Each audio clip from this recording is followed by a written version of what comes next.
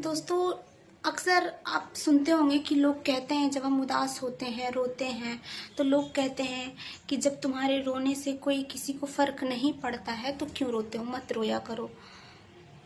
अब उन्हें कौन समझाए कि रोता कोई किसी को फर्क पड़वाने के लिए नहीं है, बल्कि रोना तो एक ऐसा प्रक्रिया है दोस्तों कि जिससे कि हमारा दुखों का जो रोष का जो बोझ होता है वो हल्का हो जाता है और फिर जो दुख का सिकुड़न होता है वो कम हो जाता है। और ये अपने आप ही होता है दोस्तों।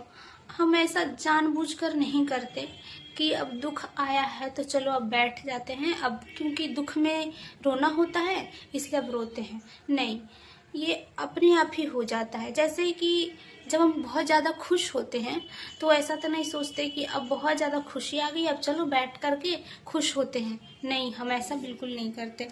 कोई चुटकुला सुनाता है तो हम ये नहीं सोचते कि अब इसने चुटकुला सुनाया क्योंकि तो अब हंसना पड़ेगा, ऐसा नहीं सोचते हैं, तो अब हंसेंगे।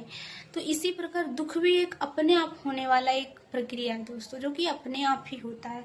दुख आने पर हो जाता है, बस रोना आ जाता है। रोने से दर्द कम नहीं होता, बल्कि मन हल्का हो जाता है, हमारा मन शांत हो जाता है और एक मन को सुकून मिलता है।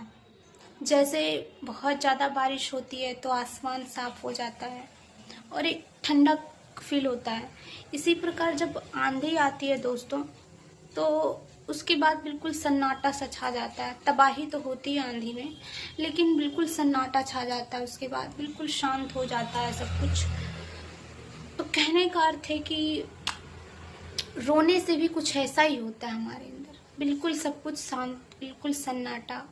अब हम उस स्थिति में आ गए होते हैं कि कुछ अच्छा, कुछ पॉजिटिव सोच विचार कर सकें, तो रोना भी अच्छा है।